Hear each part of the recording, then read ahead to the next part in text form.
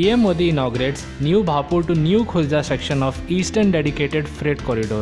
नमस्कार दोस्तों, मैं साहिल चौधरी स्वागत करता हूं आपका वर्ल्ड टॉक्स के इस नए एपिसोड में। प्रधानमंत्री नरेंद्र मोदी ने कल यानी ट्यूसडे को इनॉग्रेट किया new Bhaupur to new Khurja section, जो कि ईस्टर्न डेडिकेटेड फ्रेट कॉरिडोर का हिस्सा है। ये लाइन 351 किलोमीटर का है, जो कि उत्तर प्रदेश में स्थित है।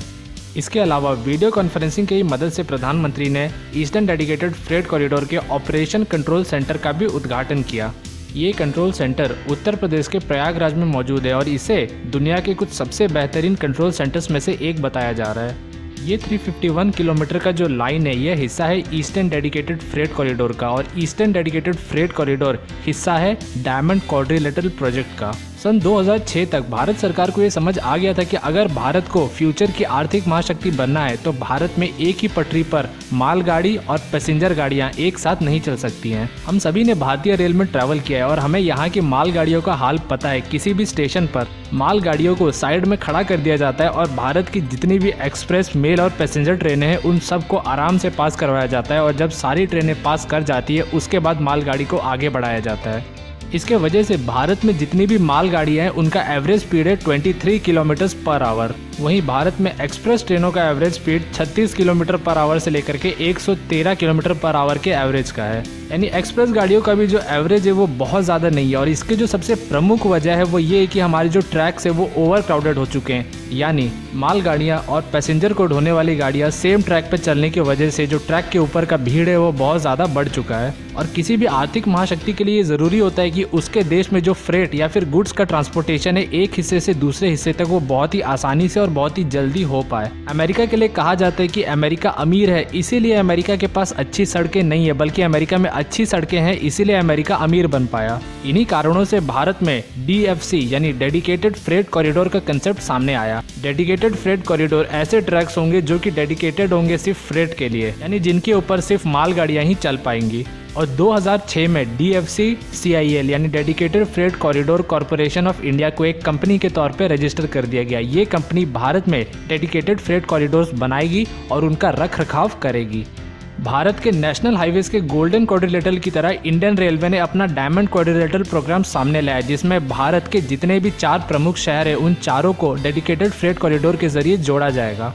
इस प्रोग्राम के तहत भारत में 6 डेडिकेटेड फ्रेट कॉरिडोर्स का प्रपोजल रखा गया, जिनमें से 2 के ऊपर काम शुरू हो चुका है और बाकी 4 के ऊपर रिसर्च और काम बहुत जल्दी शुरू हो जाएगा। इनमें से पहला था वेस्टर्न डेडिकेटेड फ्रेट कॉरिडोर। ये 1468 किलोमीटर का ट्रैक था, जो कि उत्तर प्रदेश के दादरी से होकर के मुंबई के जवाहरलाल नेहरू पोर्ट तक पहुंचेगा।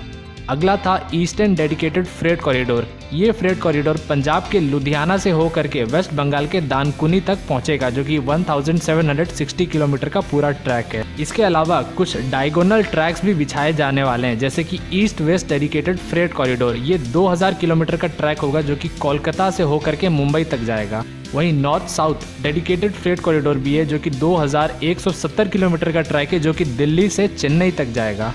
अगला है east coast dedicated freight corridor. ये 1100 किलोमीटर का ट्रैक है, जो कि वेस्ट बंगाल के खड़गपुर से होकर के विजयवाड़ा तक जाएगा। आखिरी है south west dedicated freight corridor. ये 890 किलोमीटर का ट्रैक है, जो कि ईस्ट में चेन्नई से होकर के गोवा तक पहुंचेगा।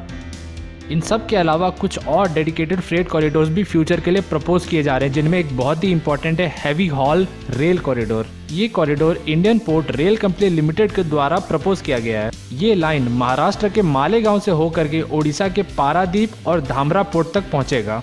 इस कॉरिडोर से हमें सबसे ज़्यादा फायदा ये होगा कि मान लीजिए किसी एशियन कंट्री को अगर इंडिया के वेस्टर्न पार्ट में कोई माल पहुंचाना है तो उसे घूम करके मुंबई या वेस्टर्न पोर्ट तक जाने की ज़रूरत नहीं पड़ेगी। वो शिप अपने सामान को ओडिशा के पारादीप पोर्ट पे उतार सकता है और उसके बाद इस रेलवे ट्रैक की मदद से हम आसानी से उस सामान को वेस्टर्न इंडिया में पहुंचा सकते हैं। वहीं दूसरी तरफ मान लीजिए अगर हमें वेस्टर्न साइड से मान लीजिए गल्फ कंट्री से तेल ईस्टर्न इंडिया में पहुंचाना है तो हमें घूम करके पूरे ओडिशा तक आने की ज़रूरत नहीं है।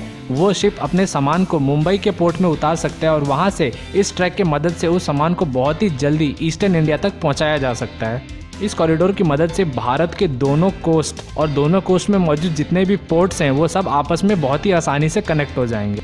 ये सभी कॉरिडोर्स ब्रॉड गेज और इलेक्ट्रीफाइड होंगी। अब बात आती है कि इन डेडिकेटेड फ्रेट कॉरिडोर से सबसे बड़ा फायदा क्या होगा। तो इसका जवाब है, इनसे सबसे बड़ा फायदा ये होगा कि मैंने आपको बताया कि अभी जो एवरेज मालगाड़ी का स्पीड 23 किलोमीटर पर आवर का है, वो आगे बढ़ करके 80 किलोमीटर पर आवर तक पहुंच सकता है। वहीं अब इन मालगाड़ियों का जो मैक्सिमम स्पीड है वो 120 किलोमीटर पर आवर तक पहुंच पाएगा। इसके मदद से अब हम हमारे देश में जो भी सामान है उसे देश के किसी भी हिस्से से किसी भी दूसरे हिस्से तक 3 गुना ज्यादा तेजी से पहुंचा पाएंगे। और पूरे डायमंड क्वाड्रिलेटरल के बन जाने के बाद देश का कोई भी एक हिस्सा दूसरे हिस्से के साथ बहुत ही आसानी से रेल रूट से कनेक्ट हो पाएगा और बहुत ही कॉस्ट इफेक्टिव तरीके से और बहुत ही फास्ट अपने सामान को भारत के किसी भी कोने में पहुंचा पाएंगे। और ये सभी डेडिकेटेड फ्रेट कॉरिडोर्स भारत के हाई स्पीड रेल कॉरिडोर के साथ साथ चलेंगे। यानी एक तरफ हमारी मालगाड़ियां होंगी जो अपने डेडिकेटेड ट्रैक पे हाई स्पीड पे चलेंगी, तो वहीं दूसरी तरफ जो पैसेंजर ट्रेन हैं उनके जगह बुलेट ट्रेन आएंगी जो कि हाई स्पीड कॉरिडोर पे बहुत ही ज़्यादा स्पीड पे चल पाएंगी।